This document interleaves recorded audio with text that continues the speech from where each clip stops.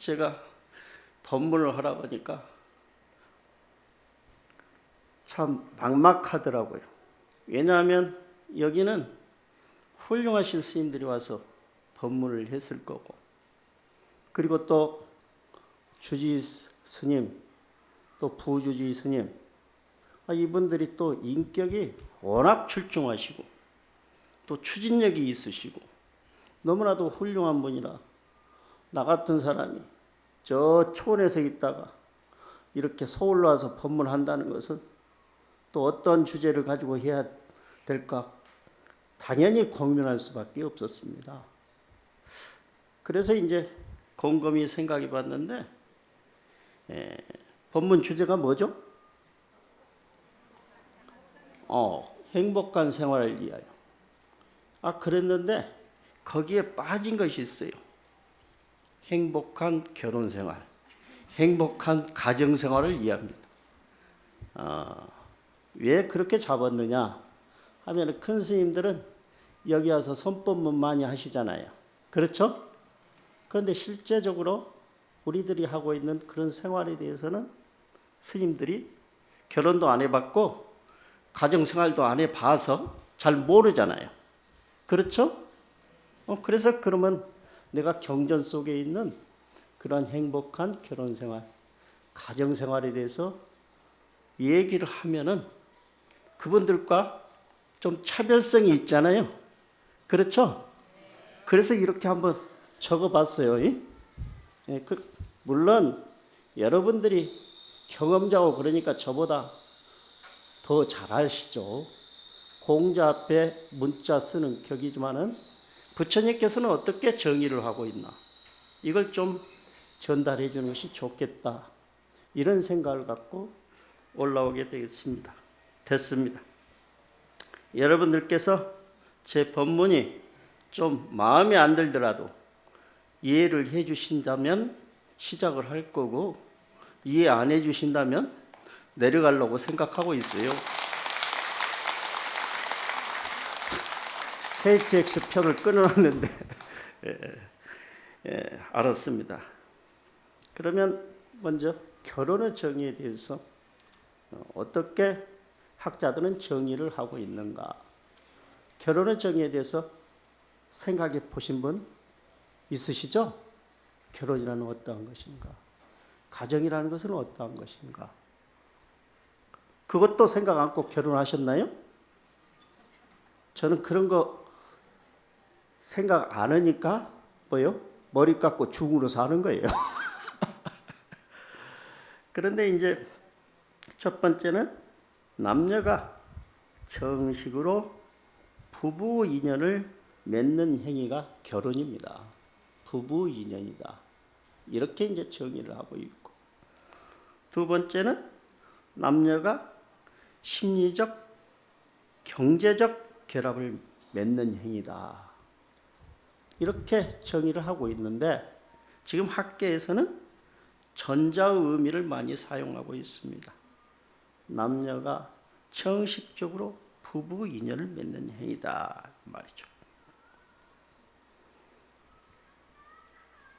그런데 이제 저는 어떻게 보느냐, 이것을 좀 더 보완을 해서 불완전한 남녀가 합심해서 완전한 하나의 가정을 이루는 행위가 바로 결혼이다, 이렇게 생각합니다. 불완전한 남녀가 합심을 해서 하나의 완전한 가정을 이루는 것. 그러니까 결혼 상제자들을 우리는 반쪽이라고 하잖아요. 그래요, 안 그래요? 그렇죠. 반쪽과 반쪽이 만나면은 완전한 하나가 되는 거죠. 그렇습니다. 그래서 저는 불완전한 남녀가 합심해서 완전한 하나의 가정을 형성하는 것이 바로 결혼이다, 이렇게 정의를 해봅니다. 그래서 불완전한 반쪽과 반쪽이 만나서 하나의 인격체를 이루는 것이 이 결혼이다, 이 말이죠. 그렇기 때문에 완전한 결혼 생활, 완전한 가정생활의 필수 조건은 첫째, 부부가 배우자를 자기 생명과 육신처럼 소중히 사랑하는 것이에요. 배우자가 서로서로 내 생명과 육신처럼 사랑하는 거예요. 쉽죠? 그래요, 안 그래요? 대답이 적은 거 보니까 그렇지 않는 모양인데요. 좀 문제가 있네요, 이거요. 문제가 있어요. 이 넓고 넓은 우주 가운데 가장 소중한 것은 무엇입니까? 나 자신이요. 그렇죠? 잘 아시니. 나 자신이에요. 그러면 상대방도 가장 소중한 것이 뭐예요? 그 사람의 생명과 육신이에요. 그렇죠? 그렇습니다. 1차적으로 가장 소중한 존재가 바로 자기 자신이에요. 그래서 부부지간에 배우자를 자기 생명과 육신처럼 사랑한다고 해서 뭐라고 부릅니까? 뭐라고 부르요? 당신요? 그것도 괜찮아요. 나는 나고 당신은 당신이다. 그렇게 하는 사람들은 아마 10% 정도 불과할 거예요. 그렇죠? 여보는 한 20%. 그러면 대부분 뭐라고 부릅니까? 자기라고 부르잖아요. 그렇죠? 상대방을 보고 배우자를 보고 자기라고 불러요. 왜 그러냐? 나는 당신을 내 생명과 육신처럼 사랑한다 이 말이죠. 그러니까 당신이 바로 나다 이 말이죠. 그런 의미가 아니겠어요? 그렇죠? 그러니까 이걸 잘 생각해 봐야 돼 우리가. 조금만 더 생각해 보면 우리는 왜 자기라겠는가 명백히 알 수가 있는데 생각이 조금 부족하면은 이런 것을 그냥 관가해 버리고 마는 거예요. 그래서 아인슈타인은 뭐라고 했느냐? 나는 다른 사람들보다 조금 더 시간을 내서 생각을 한다. 그래서 여러 가지 물리적인 법칙을 새로운 법칙들을 발견했다. 이렇게 이야기합니다. 조금만 더 생각하면 되는 거거든요. 그래요. 조금만 다른 사람보다 더 생각하면 바로바로 눈앞에 다가오는 것이에요. 그래서 바로 나와 똑같은 자기라는 표현을 많이 사용합니다. 그러니까 오늘부터 가서는 배우자를 뭐라고 불러요? 당신이라고 부르지 말고 이제 자기라고 고쳐요. 그러다가 이제 뭐 일을 제공하면 저 금산사 주지한테 가서 물어봐라. 잘 생각이 안 나면 왜 그렇게 이야기를 하는가? 한번 그렇게 정리를 했으면 좋겠다 이 말이죠. 심리학적인 용어로서 자기를 한 개인이 경험한 나 이렇게 또 정의를 하고 있고 현대 심리학에서는 영혼에 대한 대체 개념이 바로 자기다 이 말이죠. 그러니까 내 영혼이다 당신은 이런 표현이거든요. 이제 아셨겠죠? 그렇다는 거예요. 아이고 박수 안 치라게도 이렇게 치시고 그런 것 보니까 굉장히 조계사 신도님들은 수준 높으신 분. 내가 정말 반했어 내가. 반했다고. 그러면 칼 융은 바로 자기를 뭐라고 그랬느냐? 자기의 축소판이다. 자아 축소판이다. 이렇게 이 자기를 정의를 했습니다. 그러면 자기라는 말은 영어로는 뭘까요? 아이고, 셀프 맞습니다. 여러분들 커피숍에 가면 셀프 서비스 있잖아요. 그렇죠? 그리고 또 주유소에 가면 셀프 서비스 있잖아요. 자기가 하는 서비스예요. 그럼 거기 가면은 좀 어떻게 해요? 가격이 싸죠. 그래요, 안 그래요? 그렇습니다. 셀프예요. 셀프.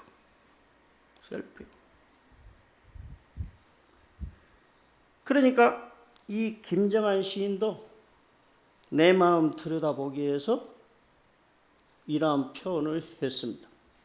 제가 나눠주신 프린트물 좀 봐주시죠. 다 같이 함께 읽어봅시다. 소중한 사람들을 최고로 만드는 방법은 아낌없이 사랑하고 아낌없이 배려하고 아낌없이 희생하는 것이다. 자신은 물론 배우자를 자신의 생명과 육신처럼 그렇게 소중히 여긴다는 말입니다. 소중히 사랑한다는 말입니다. 그러니까 이 사랑의 개념에는 이러한 아주 깊은 의미가 담겨져 있어요. 그런데 이제 이 사랑을 계산적인 걸로 이렇게 보고 상호 보완적인 그러한 의미로 보기 때문에 요즘 천주교나 기독교에서도 자비라는 표현을 많이 사용합니다. 사랑 대신에 자비라는 표현.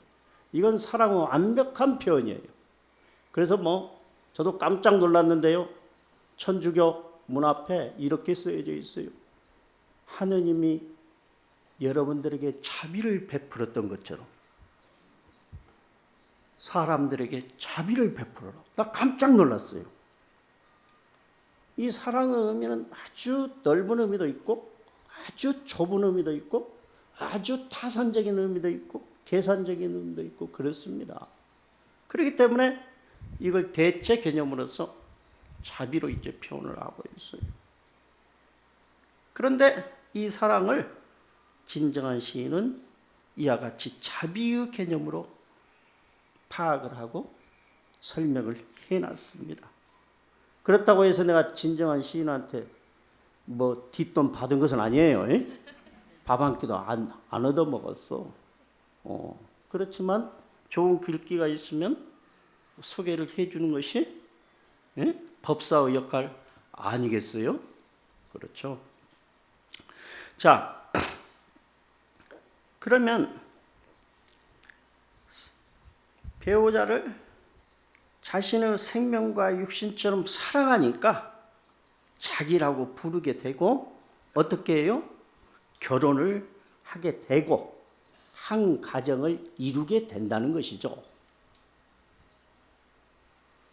내 말이 맞아요? 틀려요?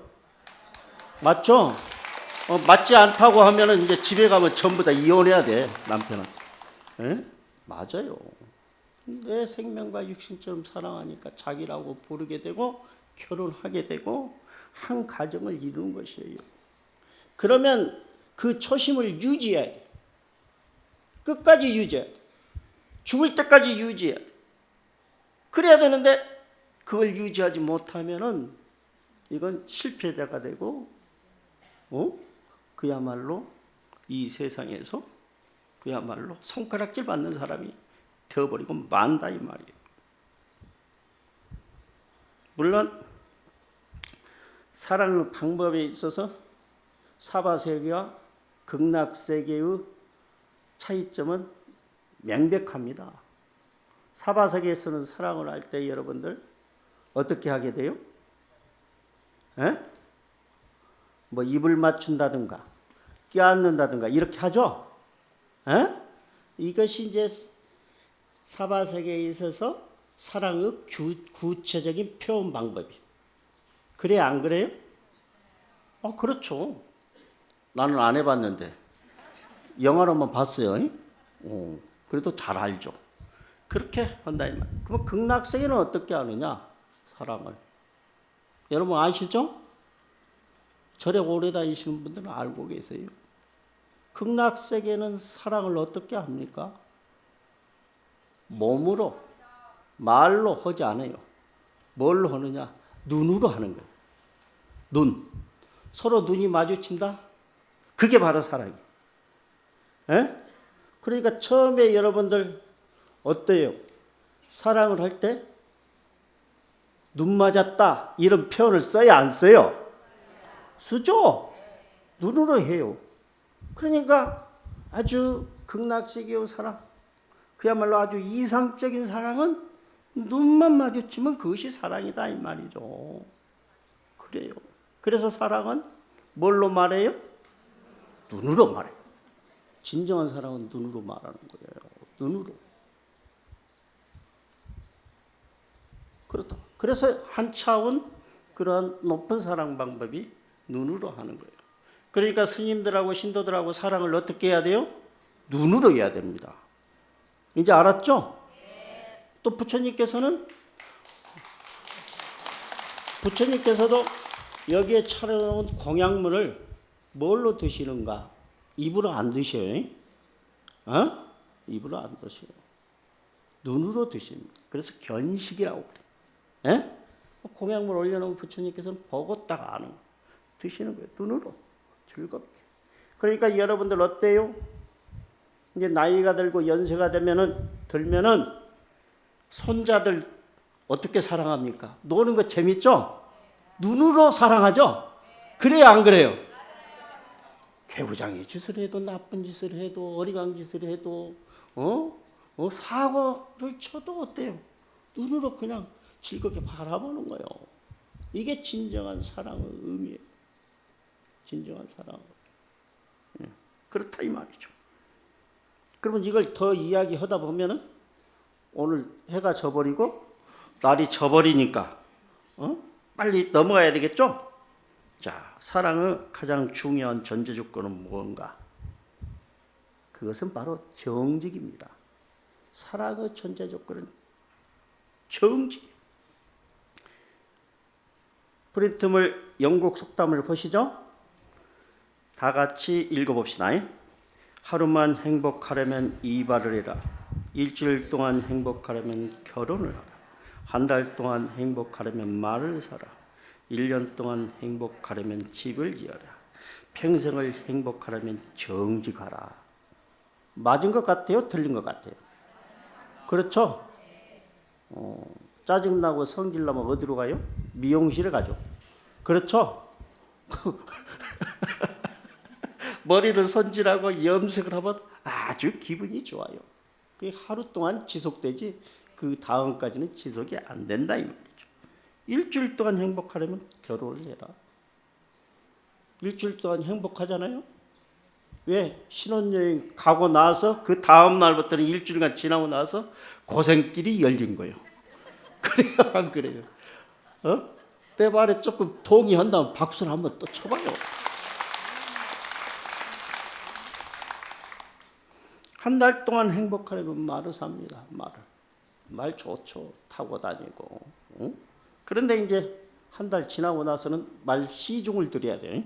이것 갖다 주고 저것 갖다 주고. 1년 동안 행복하려면 집을 지고. 여러분 새 아파트 사면 1년 동안 행복하죠. 그런데 1년 지나면 더 평수 넓은 아파트. 그래요, 안 그래요? 더 고급 아파트로 가고 싶어요. 그럼 평생을 여러분 행복하게 살려면 뭐냐? 한 가지밖에 없습니다. 정직입니다. 이게 아주 중요해요. 이게 정말로 중요합니다. 이게 어디에 나와 있는가? 정직. 불교 경전보다도 불교 경전에도 나와 있지만은 불교보다 더 앞선 경전이 있어요. 그게 바로 뭐냐? 우빠니사드라고 하는 경전이에요. 바라문교우 경전. 우빠니사드. 여러분들 많이 들어봤어요? 안 들어봤어요? 들어봤죠? 안 들어봤다고 하면 내가 여기서 그만두고 내려가려고 했는데 들어봤다고 하니까 보따리를 좀 풀어보겠습니다. 보따리를 풀어봐야지. 찬도기와 우빠니사드에 예진리라고 하는 내용이 나와 있습니다. 예진리가 뭐냐? 사랑의 자를 쓰거든요. 사랑의 진리. 이 말이죠. 진리라고 한다는 것은 불변하는 것이다. 불변. 그 예진리에 조금 여기서 이야기하기가 그러는데 그냥 제가 이야기하면 한 귀로 듣고 한 귀로 흘러요. 마음을 비우고. 이제 청년이 있습니다. 청년이 있어요. 이 청년이 배달을 학습하고 싶습니다. 그럼 배달을 학습할 수 있는 자격 요건이 뭐냐? 바람은 교도만 배달을 학습하게 되어가지고 있어요. 부처님 이전에 사성 계급 있죠? 바람은 계급. 그 다음에 크샤트리아 무사 계급, 바이샤 서민 계급, 수드라 노예 계급이에요. 그러니까 바람은 종만 이 배달을 학습할 수가 있어요. 그러면 어떻게 해야 되느냐? 바라문이라고 하는 스승을 찾아가야 돼. 그렇죠? 스승을 찾아가서 그 배달을 학습을 하는 거예요. 그래 이 청년이 찾아갔습니다. 그러니까 스승이 물어봐요. 너는 어떤 종족의 사람이냐? 어떤 종족의 사람? 바라문이냐? 무사 계급이냐? 평민 계급이냐? 노예 계급이냐? 그러니까 이 청년이 대답을 합니다. 아주 정직하게. 제가 소년 시절이었을 때 저희 어머니한테 제가 질문을 했습니다. 저희 아버지가 어떤 계급의 사람인가를. 그런데 그 어머니는 그 예아들을 키우고 있어요. 그 아들이 아버지의 얼굴조차도 모릅니다. 왜냐하면 부처님 이전의 인도는 그야말로 전쟁 판국이었어요. 눈만 뜨면 전쟁을 해요. 인도라는 나라가 눈만 뜨면 전쟁을 해요. 그러면 어떻겠어요? 지아비를 잃어버리고 가정을 잃어버리고 여자가 혼자 살아나기가 무척 힘들어요. 오늘 지나면은 이쪽 군대가 쳐들어오고 이쪽 군대가 내일이면 저쪽 군대가 쳐들어오고 그러니까 어떻게 할 수가 없어요. 또 여성들은 전부 다 짓밟힙니다. 그렇죠? 그래서 전쟁이 무섭다는 거예요. 옛날에는 말이죠. 전쟁을 해서 그야말로 패배를 하면 전부 다 사람들이 노예가 되는 것이에요. 그 정도로. 그러니까 나라 없는 서름 이런 것은 지금까지도 대단한 거죠. 말이죠. 여러분 6.25 6.25가 아니라 여러분 뭐요? 한일합병 때 정신대 그렇잖아요. 얼마나 서럽습니까? 그래서 이 여인이 이야기를 합니다. 아들한테. 근데 이 여인은 정직해요. 정직해. 나는 젊어서 여러 남자들하고 교제를 해서 너를 낳아서 네가 어떠한 계급의 출신인지 나는 모르겠다. 알았어요? 이렇게 아들한테 솔직하게 자기 자신을 고백할 수 있는 어머니가 어디가 있겠어요? 그렇잖아요. 사랑이라고 한다는 것은 정직해야 됩니다. 정말로 정직해야 돼요. 남편한테도 정직해야 돼요. 부부지간에도 정직해야 돼요. 마찬가지예요. 스님들도 정직해야 됩니다. 그런데 그런 고백을 하면은 사람들은 못 쓸 사람으로 이렇게 봐버리거든. 그게 문제예요. 그게. 그래서 부처님께서는 용서를 구하면 용서해 줘라 이 말이죠. 그런 거예요. 그러니까 이 청년이 장성을 해서 배답을 학습할 때 스승이 물어보니까 그와 같이 이야기를 줍니다. 저희 어머니께서 말씀하셨습니다. 어머니께서는 많은 남자들을 교제를 해서 나를 낳았기 때문에 내가 어느 계급의 출신인지 모른다고 하셨습니다. 그러니까 그 바라문 수도자가 어떻게 이야기해요? 너야말로 이 세상에서 가장 정직한 사람이다. 그렇게 정직한 사람 봤어요? 못 봤죠? 못 봤어요. 정직한 사람이 바라문 종족이다. 이렇게 이야기를 해서 그야말로 배달을 가르쳤다는 것이에요. 여러분 정직이라는 것은 굉장히 중요합니다. 사랑의 조건에는 정직이 반드시 포함되어야 된다. 이렇게 생각하는데 여러분들도 여기에 동의하시는지요?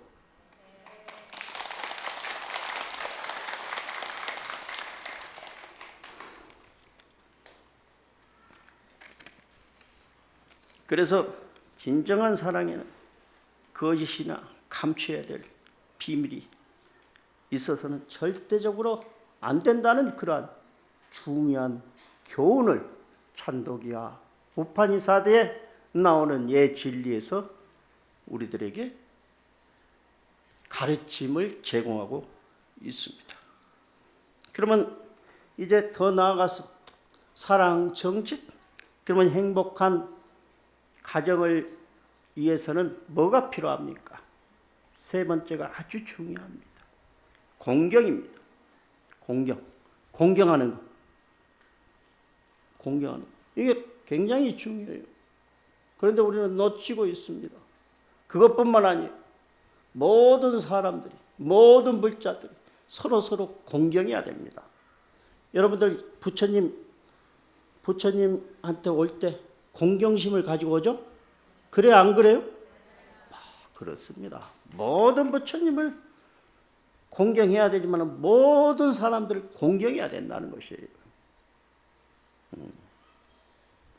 그러면 공경이라고 하는 그 단어는, 용어는 불교 경전 가운데 어디에서 최초로 찾아볼 수가 있어요? 그건 여러분들 조금 어렵죠? 그러니까 내가 밥을 먹고 살지. 그런 걸 가르쳐 주려고. 여러분들이 다 알면은 내가 필요 없잖아요. 그렇죠? 그러면 나는 못 먹고 살아. 여러분들 모든 것이 있어야지. 그러죠? 그래요. 공경이라는 것은 뭐냐? 불교 경전 가운데 어느 경전에 최초로 등장하느냐? 안경에 등장해요. 바로 성도 직후에 부처님께서 이와 같이 생각을 하셨습니다. 존중하고 공경할 것이 없는 사람은 괴롭다. 이런 말씀하셨어요. 공경할 것이 없고 공경할 사람이 없는 사람은 괴롭다. 맞아요. 틀린 것 같아요? 맞죠? 자녀들이 소녀 시절 때는 어머니 아버지를 공경해야 안 해요? 공경하죠? 근데 그놈들이 좀 나이가 들고 국민학교 중학교 가면 공경하기 시작해야 안 해요? 안 해요. 이제 선생님을 공경해. 그러죠? 공경. 그 다음에 이제 대학교 좀 지나가서는 누구를 공경해? 이성을 공경하죠. 그렇죠? 그래서 이제 결혼하기 전에 존중하고 공경합니다. 존경합니다. 막 그렇게 하잖아요. 그래가지고 이제 결혼을 하는 거예요. 그러는 거예요. 그렇다고. 그러니까 우리가 이 공경이라고 한다는 것이 가장 중요해요. 공경할 것이 없는 사람, 공경할 사람이 없는 사람은 괴롭다. 부처님께서는 바로 성도 이후에 말씀하셨어요. 부처님은 진리를 깨우쳤잖아요. 그렇죠? 그러니까 공경할 것이 없어. 존중할 것이 더 이상 없어. 그래서 부처님께서 보리수활에서 존경할 바가 없고 공경할 바가 없는 사람은 괴롭다고 말씀하셨어. 그게 경전에 딱 나와 있다 이 말이죠. 그래서 부처님께서는 그러면 나는 무엇을 공경하고 존중하면서 이 세상을 살아가야 할 것인가? 부처님께서 깨달은 그 진리를, 법을 사랑하고 뭐요? 법을 등불로 삼고 살아야 되겠다 이렇게 생각을 합니다. 그러니까 여러분들이 부처님을 공경한다는 것은 뭐요? 법을 공경한다는 것이에요. 그러니까 불법 나오죠? 삼계유 나오죠? 그 다음에 스님들을 공경해요. 그렇다. 정말로 스님들을 공경해야 된다는 것은 스님들이 막 싸우면은 굉장히 보기도 싫고 그러지만 공경해야 돼요. 왜? 머리 깎았으니까. 머리 깎고 사는 이 생활 얼마나 힘든지 아세요? 알죠? 여러분보다는 달라요. 달라. 그렇다 이 말. 여러분들은 모르시지만은 우리가 임진왜란 때 수없이 많은 승병들이 이 나라를 지켰잖아요. 그래야 안 그래요? 이것만 보도록 공경스러운 사람이에요. 그렇다. 그리고 스님들 이 마음 보면은 단순해요. 단순해. 알고 보면 정말 불쌍한 사람들이 스님들이요. 그렇다고 자르다 쯧쯧 혀를 차고 그러면 안 돼요. 내가 봤을 때 그렇다 이 말이에요. 여러분들은 또 다르지만 어떤 분들은 또 다르죠. 스님이야말로 처자식이 없으니까 얼마나 상팔자인가 또 이렇게 생각하는 사람도 있고, 이건 보는 사람의 마음의 키포인트를 어디에 두냐에 따라서 모든 관점이 달라져 버려요. 그렇다 이 말이죠. 그건 나중에 해드리고요. 그래서 부처님께서는 존중하고 공경할 바가 없는 사람은 괴롭다 이렇게 말씀합니다. 거기에 공경이 나와요. 자, 그러면은 부부지간에 어떻게 공경해야 되는가? 그게 선생경이라고 하는 그 경전에 자세히 나와 있어요. 여러분들 읽어본 적이 있을 거예요. 육방예경이라고 들어봤어요? 육방예경이 바로 선생경이에요. 똑같은 경전이다 이 말이죠. 따로 있는 것이 아니에요. 거기에 첫 번째, 남편이 아내를 5가지 방법으로 공경을 해야 된다. 5가지만. 이걸 지키면은 정말로 행복한 가정생활을 할 수 있다. 결혼생활을 할 수 있다. 첫째, 어떻게 나와 있어요? 예의를 지키고. 여러분 결혼 전에는 예의 지켜요, 안 지켜요? 끝내주죠. 결혼하고 나서는 예의 지켜요, 안 지켜요? 안 지켜요. 이게 문제라고. 그러니까 이런 것들을 여러분들 이렇게 혼자만 들으면 안 돼. 그러니까 나를 초청할 때는 어떻게 해야 돼? 남편 손을 꽉 잡고 와야 돼. 남편 손을 꽉 잡고. 그래야지 행복한 가족이 되는.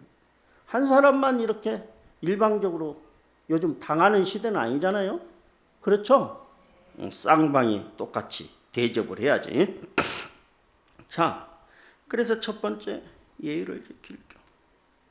결혼 전에는 차를 타면 택시 문도 열어주고, 어떻게 해요?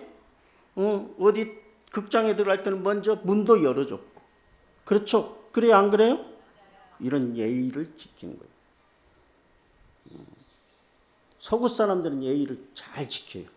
결혼 후에까지. 그래가지고 이제 부인이 택시에서 내리면은 문을 딱 열어주죠. 서양 영화를 보면. 그래, 안 그래요? 그런 거 보고 배워야 돼. 영화를 보면 그냥 보고 재밌다 이렇게 하지 말고 어떻게 하는가 조금 생각해보고.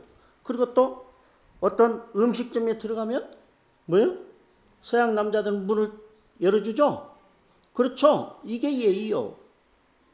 그런데 한국 사람들이 여행을 갔는데 서양 남자가 문을 열고 자기 부인 들어오라고 했는데 여행객들이 그 사이로 30명이 들어갔다는 거예요. 그러니까 화가 나겠죠. 미국 사람이 화가 나. 자기 부인 들어가라고 문을 열었는데 그 새치기를 통과를 해서 한국 사람들이 갔다는 거 아니에요, 이게. 그러니까 화가 나니까 Where do you come from?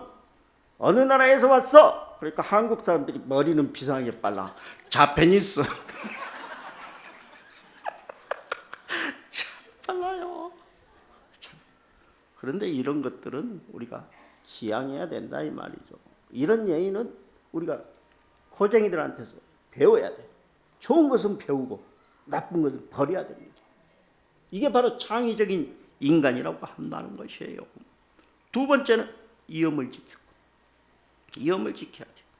밖에서 일어났던 나쁜 일들, 기분 상했던 일들, 집안에까지 끌고 들어오면 어떻게 해요? 이음이 사라지죠. 그래, 안 그래요? 그렇죠. 그래서 남자는 어떻게 해야 돼요? 예유내강. 밖으로는 부드럽고 안으로는 강한 사람이 돼요. 강한 사람들은 밖에서 일어났던 아주 기분 나쁜 일들도 전혀 부인한테 또 집안 사람들한테 표시를 하지 않습니다. 그렇다고 이음을 지켜야 돼요. 남자. 세 번째, 의식을 책임질 거. 의식 있죠? 의식은 분명히 책임져 줘야 돼. 그게 남자예요. 남자 한문을 어떻게 쓰는지 여러분 다 알지? 다 가르쳐줬지 다른 사람들이. 예? 입구자 가운데가 열십자지.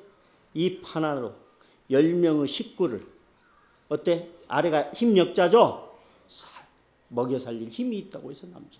의식을 제공 안 해주면 안 된다 이 말.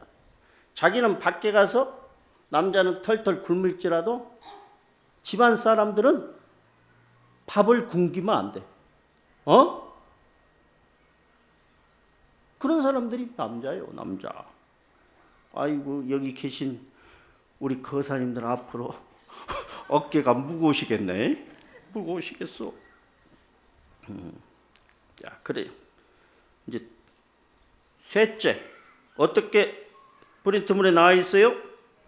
의식을 세 번째, 종종 뭐요? 종종 장신구를 선물할 거. 장신구를 선물해야 돼요. 그러니까 선물 받지 못하는 사람들은, 장신구가 없는 사람들은 남편한테 사랑을 못 받는다는 거예요. 오늘 가서 집안 싸움 나겠네 그냥. 장신구 하나도 안 사줬더라. 여성들은 말이죠, 비싼 거 싫어합니다. 비싼 거 그렇게 중요하게 생각하잖아요. 돈 10,000원짜리라도 액세서리 하나 사다 주면 뭐 굉장히 좋아하죠. 어떤 사람들은 감동 먹어가지고 소똥 같은 눈물을 흘려. 그래가지고 그 남편한테 충성을 다해 죽을 때까지. 그러니까 1년에 한 번 정도는 좀 사다 줘야 돼. 귀걸이, 목걸이, 반지 같은 거 이쁜 거 있으면. 비싼 거 필요 없어요. 10만 원 내에. 그게 단순합니다, 여성들은요. 그러니까 여성들은 마음을 얻는 사람이 세계를 지배하는 거예요. 자기 마누라 마음도 못 얻는 사람이 세계를 지배하는 것은 나 전혀 보지를 못했었죠. 역사상에 한 명도 없어요. 그렇다 이 말이죠. 내가 이렇게 법문하니까 우리 신도들이 그냥 장신구 하나도 안 달고 왔는데 그 다음 법회 시간에 막 목걸이, 팔찌 뭐 아이고 나 참 처음 봤어요. 처음 봤어. 막 달고 오더라고. 다른 남편한테 사랑받는다고. 아이고 참. 또 어떤 보살님은 아침 새벽부터 왔더라고. 막 울면서 그러더만 막 기도를 하고 저녁까지 있어. 얘 집에 안 가냐고 그러니까 철학기도 한대. 근데 남편한테 전화 와서 스님 우리 보살님 절에 혹시 있으세요? 그러니까 지금 계신데요. 왜 그러세요? 그러니까 어제 내가 결혼 기념인지도 모르고 결혼 기념일을 챙기고 항상 선물을 했었는데 어제 그냥 친구들하고 한잔 하다가 그냥 잊어버리고 집에 왔더니 새벽부터 없어졌다. 냉장고에 곰국도 안 끓여놓고. 그래서 이 사람아 지금 법당에서 오늘 철학 정진한다고 하는데 지금 와서 잘못했다고 빌고 빨리 모셔가. 그리고 다음부터는 잊지 마. 그랬어요. 알았어요?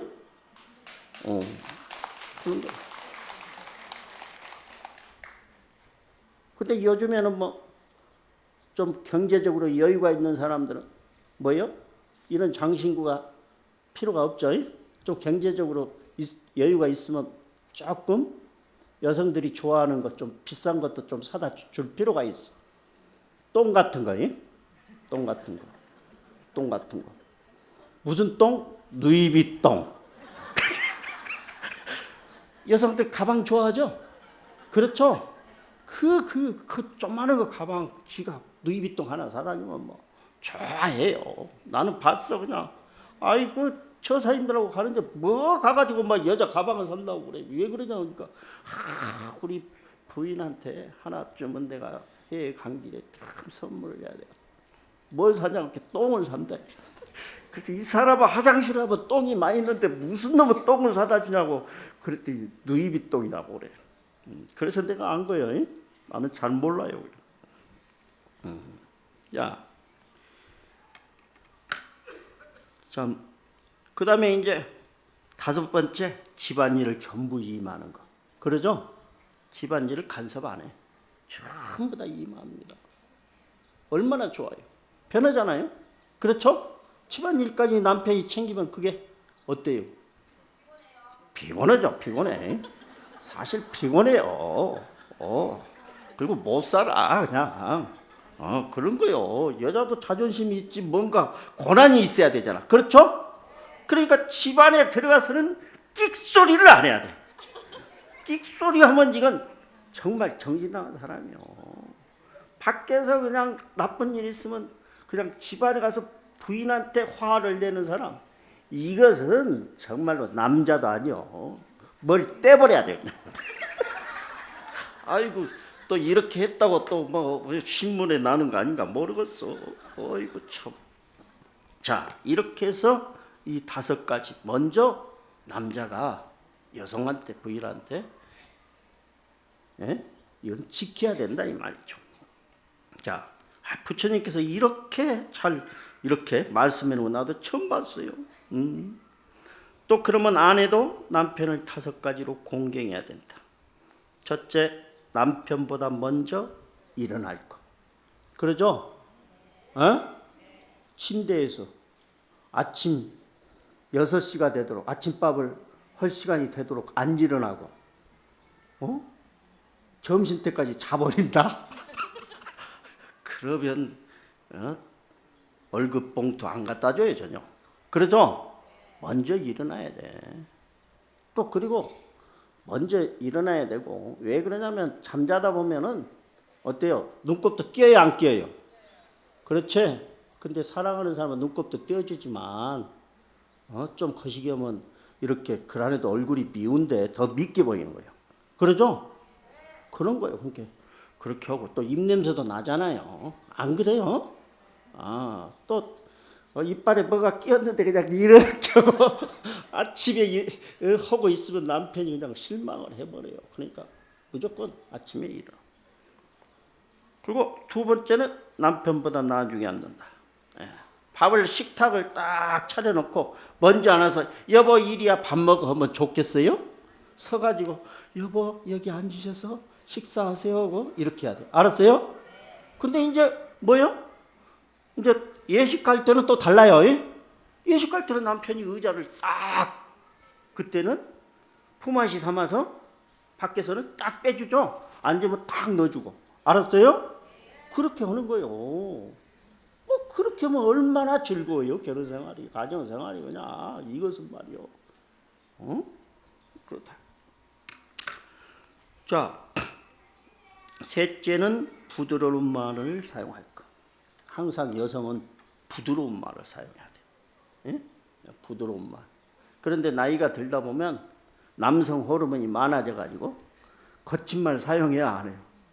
야바이 이렇게.